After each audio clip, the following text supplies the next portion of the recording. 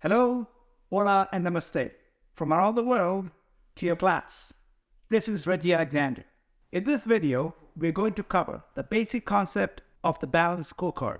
A balanced scorecard is a tool to track and analyze the strategic decisions taken by an organization based on indicators previously established. The four main indicators or perspectives are as follows. Number 1, financial. Number 2, customer.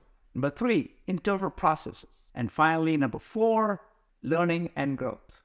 A balanced scorecard provides the necessary feedback on both internal business processes and external outcomes to an organization so that they can continuously improve strategic performance and results. By summarizing and simplifying the measurements on a scorecard, it focuses the issues on internal processes and external outcomes. A balanced scorecard emphasizes continuous improvement at every level of strategic performance and results. Some of the reasons for a balanced scorecard is to communicate in a simple form the business vision, mission, and strategy of the organization, and to share the same philosophy to the entire organization.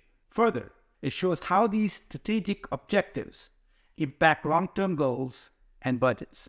Balanced scorecard is also very effective to visualize and communicate how value is created by the organization. A simple grid that shows a logical, cause and effect connection between strategic objectives and the vision of the organization.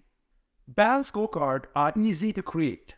Create a grid with 5 rows and 5 columns. List the indicators or perspectives on the rows, and list the objectives in the columns. Customize and just add what specifically applies to your organization. Let's take an example of a balanced scorecard of XYZ manufacturing company and go over the grid to examine each perspective or indicator with the respective strategy and the vision of the company. Financial perspective. XYZ's objective is to generate more revenues. Its target is to increase sales by 15%.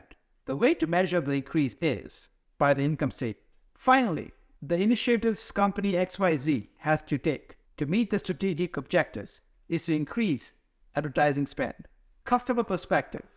XYZ's objective is to improve the quality of life of the customer. Target is to introduce new products every quarter. The way to measure the performance is to monitor the number of products developed every quarter. Finally, create a team to develop and innovate. Internal process perspective. The objective is to develop a new product. The target is to initiate 2 product development each month. Create monthly reports each month, and finally purchase the necessary software and tools to develop the new product. Learning and growth perspective. The objective here is to acquire the necessary skills for the sales force. The target is to educate and train the sales force. You can measure the progress with appraisal reports and performance evaluations. Finally, the initiative is to be consistent with education and training by building relationships with education and training institutions. Some criticism about the balanced scorecard is that this traditional approach to balanced scorecard does not fit every industry or organization. So, some businesses improvise and add different set of perspectives, sometimes even more than the traditional 4 listed above. Here is another example of a bank. Financial perspective. The bank's objective is to increase profit margin. Its target is to increase revenues by 10%. The way to measure the increase is by the income statement.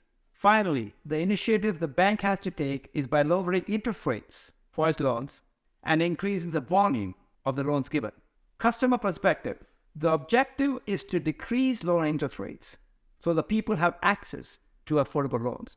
Target is to decrease loan interest rates by 1%. The way to measure the performance is by customer satisfaction surveys. Finally, the initiative is to create awareness by increasing advertising about the lower interest rates. Internal process perspective. The objective is to increase lending. The target is to give loans of more than $100,000 to customers than the prior period. The measure is to monitor the number of loans dispersed. And finally, the initiative is to decrease the interest rates. Learning and growth perspective.